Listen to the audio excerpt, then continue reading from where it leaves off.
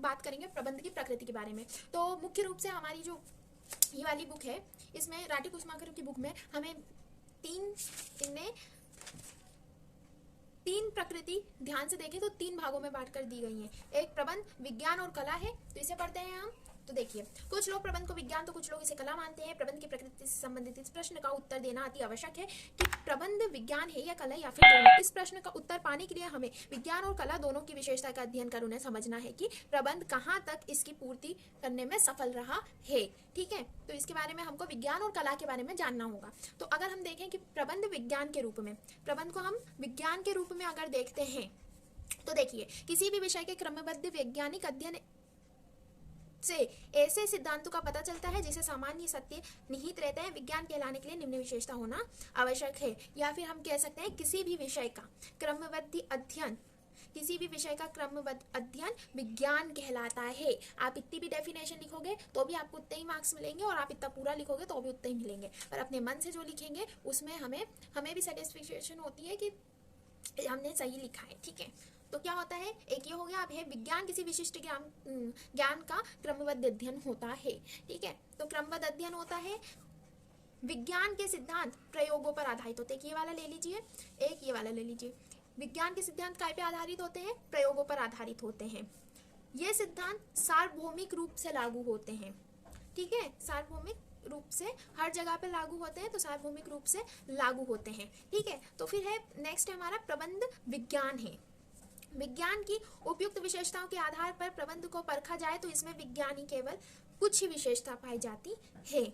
ठीक है, क्योंकि प्रबंध खुद में एक कला भी है। प्रबंध करना आसान नहीं है, हर कोई प्रबंध नहीं कर सकता। प्रबंध वही कर सकता है जिसमें थोड़ा अधिक ज्ञान हो, मतलब उस चीज से संबंधित उसे ज्ञान हो, तो वही प्रबंध कर सकता है। ठीक है, तो इसमें जो है प्रबंध में, उसमें विज्ञान के कुछ ही अंश शामिल होते हैं। ठीक है, प्रबंध एक सामाजिक विज्ञान है। क्या लिखा है इसमें? प्रबंध एक सामाजिक विज्ञान है जिसकी विषय वस्तु मनुष्य है। जिसकी विषय वस्तु क्या है? मनुष्य है। मनुष्य एक संवेदनशील, बुद्धिमान तथा परिवर्तनशील प्राणी है। इसके स्वभाव एवं व्यवहार से कोई संबंध, कोई निश्चित भविष्यवाणी नहीं की जा सकती। यही कारण है कि प्रबंध विज्ञान के सिद्धांत अन्य सामाजिक विज्ञानों के भांति सापेक्ष होते हैं। ठीक है, इसको हम सामाजिक विज्ञान भी कह सकते हैं। फिर है प्रबंध विज्ञान और कला दोनों है। एक मिनट, सॉरी, इसके पहले ये भी है। प्रबंध कला के रूप में, प्रबंध विज्ञान के रूप में हमने पढ़ा, प्रबंध कला के रूप में हम पढ़ेंगे। तो कला है, इसके क्या क्या उसके वो हो सकते हैं पॉइंट्स। प्रबंध अन्य कलाओं जैसे संगीत, नृत्य, चित्रकारी आदि की भांति व्यक्तिगत गुणों पर आधारित है। जैसे कि मैंने आपको बताया, इसके लिए विशिष्ट ज्ञान और व्यक्तिगत गुण होना आवश्यक होते हैं, तो प्रबंध व्यक्तिगत गुण पर आधारित है। अन्य कलाओं की भांति प्रबंध में निरंतर अभ्यास से दक्षता प्राप्त की जाती है। ठीक है, तीसरा क्या है? अन्य कलाओं की भांति प्रबंध में सजनात्मक प्राप्त किया जा सकता है जिसका उपयोग समस्याओं के समाधान में हो सकता है। ये वाला आप पॉइंट छोड़ भी सकते हो। और प्रबंध का आधारभूत सिद्धांत क्या है? दूसरों से काम कराना। आधारभूत सिद्धांत जब भी पूछ ले ऑब्जेक्टिव में आ सकता है। ये आधारभूत सिद्धांत क्या है? तो दूसरों से काम कराना। ठीक है, अब प्रबंध को विज्ञान के रूप में और कला के रूप में, दोनों के रूप में अगर जाने तो वो ऐसा होगा। उपयुक्त विवरण से यह स्पष्ट होता है कि विज्ञान भी है प्रबंध और कला भी है। कला इसलिए है कि यह वांछित उद्देश्यों को प्राप्त करने के लिए ज्ञान एवं कुशलता का प्रयोग करता है, और विज्ञान इसलिए है कि यह अध्ययनों को तथा प्रयोगों में ज्ञान प्राप्त करता है। इस प्रकार जब हम विज्ञान की बात करते हैं तो उस समय से हमारा तात्पर्य प्रबंध के सिद्धांतों से होता है, और जब हम प्रबंध का कला के रूप में उल्लेख करते हैं तो उस समय हमारा आशय सिद्धांतों के व्यवहार में लाने से होता है। इसलिए कहा जाता है कि प्रबंध प्राचीनतम कला और नवीनतम विज्ञान है।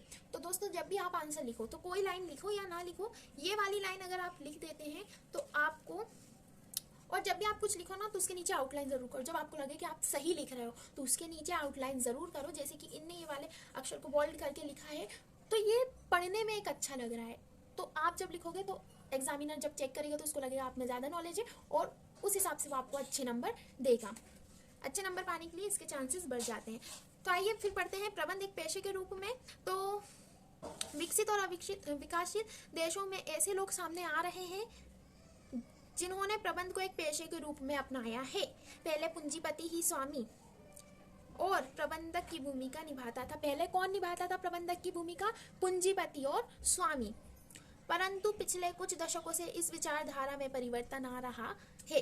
अब व्यवसाय का स्वामी प्रबंधक अलग अलग माने जाते हैं। व्यवसाय का स्वामी और प्रबंधक अलग अलग माने जाते हैं। वर्तमान में प्रबंधन को एक पेशे के रूप में उसी प्रकार मान्यता मिलने लगी है जिस प्रकार एक डॉक्टर, इंजीनियर, प्राध्यापक अथवा वकील को मिली है। ठीक है, प्रबंध एक पेशा है या नहीं, इस बात का निर्धारण करने के लिए पेशे के आशय एवं विशेषता जान लेना उचित होगा। तो पेशे का आशय जानना आवश्यक है।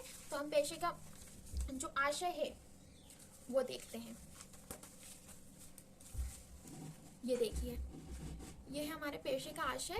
तो इसमें लिखा है वे आर्थिक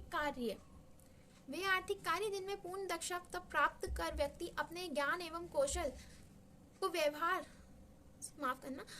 कौशल एवं व्यवहार द्वारा अन्य व्यक्तियों को सेवा प्रदान करता है, पेशा कहलाता है। ठीक है, तो ये पेशे की आशय हो गया। हम पेशे की विशेषता के बारे में बात करते हैं। तो पेशे की विशेषता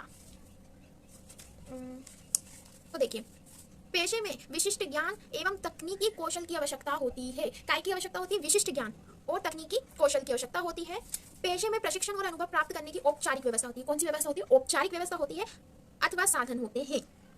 ठीक है, तो ये 2 पॉइंट कर लेना और ये वाला भी कर सकते हैं। पेशे संबंधित व्यवहार को नियंत्रित करने के लिए आचार संहिता आवश्यक होती है। ठीक है, तो ये हो गए 3 पॉइंट। तो हमने आज बात करी है प्रबंध के प्रकृति के बारे में।